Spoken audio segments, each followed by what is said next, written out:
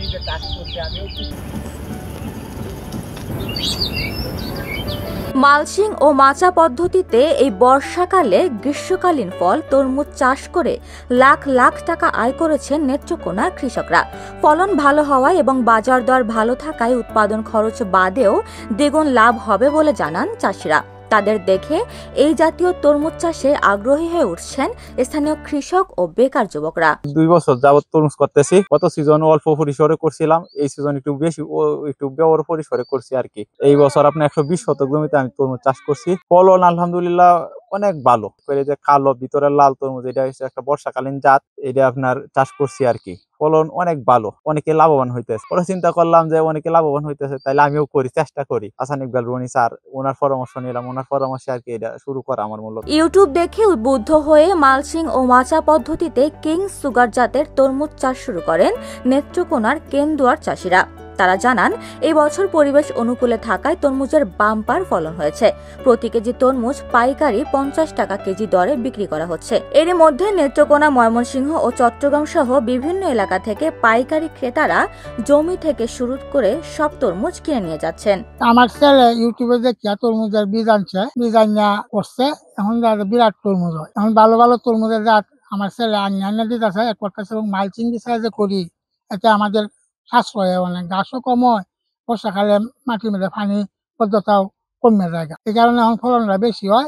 অনেক লাভবান। 40 শতাংশ জায়গার মধ্যে তরমুজ করছি। 40 শতাংশ জায়গার মধ্যে আল্লাহর রহমতে আমার তরমুজ মাশাআল্লাহ ভালোই তরমুজ হয়েছে। তারপর মনে হয় যে 100 থেকে 150 মন তরমুজ হবে, আমি আমাকে আশা করতেছি।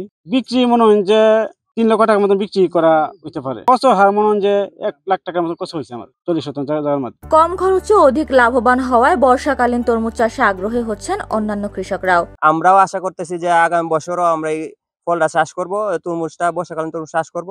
আমি লেখাপড়ার পাশাপাশি এটা করার জন্য ইনশাআল্লাহ উদ্যত হয়েছি। করতে ইচ্ছুক, মানে করব। আমার বাঁচতে জামাইলাম মানুষ, আমরাও আগামীতে পরিস্থিতি নিছি, আমরা করবাম, তরমুজ করব। তরমুজটা খুব ভালো হয়েছে, ফলন ভালো হয়েছে। করবাম তো মানে তরমুজ করবাম যে এই লাভবানের লাগে করবাম। লাভবান না হওয়ার জন্য তো আর করতাম না। লাভ হয়েছে দেখে না আমরা জামাই, লাভ হয়েছে দেখে আমরাও পরিস্থিতি নিছি করার জন্য। স্থানীয় উপজেলা কৃষি কর্মকর্তা জানান, গ্রীষ্মকালীন তরমুজ গরম ও শীত সহনশীল একটি জাত। এই জাতীয় তরমুজ চাষে এখনকার কৃষকরা বেশি লাভবান হচ্ছেন। আর্থিক সহযোগিতা সহ প্রয়োজনীয় পরামর্শ দিয়ে যাচ্ছেন তারা। বৃষ্টি এবং গরম সহনশীল একটা জাত, সেক্ষেত্রে যারা চাষবাস করতেছে মানে ভালো লাভবান হচ্ছে। যেক্ষেত্রে আমরা এখানে দেখলাম যেটা আপনার সুমন ভাই আর হলো সাইম ভাই যেটা চাষ করছে, মোটামুটি অনেক ভালো ফলন হয়েছে এবং বিক্রিও ভালো হচ্ছে।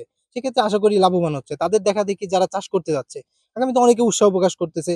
এখন যারা চাষ করবে তাদের উদ্দেশ্যে একটা কথা, আমাদের বীজ ভালো, সেক্ষেত্রে যারা চাষ করবেন এখান থেকে ভালো কিছু করতে পারবেন এবং লাভবান হবেন। কৃষি সম্প্রসারণ অধিদপ্তর জানিয়েছে, জেলার 10টি উপজেলায় এবছর মোট 21 হেক্টর জমিতে তরমুজের চাষ হয়েছে, যা থেকে অন্যান্য ফসলের তুলনায় বেশি লাভবান হচ্ছেন কৃষকরা। এই সময়ে সাধারণত তরমুজের বাজার মূল্য ভালো থাকে। আমরা একদম শুরু থেকে দেখা গেছে যে তরমুজের বীজ জার্মিনেশন কিভাবে করতে হয়, বীজ লাগানোর পরে অন্যান্য সকল পরিচর্যা, কুশি কর্তন আর কিরকম মাত্রায় এই তরমুজটা আবাদ করতে হয়, এইসব বিষয়ে কৃষকদের প্রয়োজনীয় পরামর্শ প্রদান করা হয়েছে। আর এই গড়াডুবা ইউনিয়নে বিশেষ করে যে এলাকায় তরমুজের আবাদ হয়েছে, সেই এলাকায় তরমুজ আবাদের ব্যাপক সম্ভাবনা রয়েছে, কারণ সেখানে আমি দেখলাম যে প্রচুর পরিমাণে বৃষ্টি হওয়ার পরেও সেখানে জলাবদ্ধতা থাকে না। তো তরমুজ সাধারণত জলাবদ্ধতা সহ্য করতে পারে না, এই ক্ষেত্রে ওই এলাকায় ব্যাপক সম্ভাবনা রয়েছে। উপমা রায়, সোনালী নিউজ।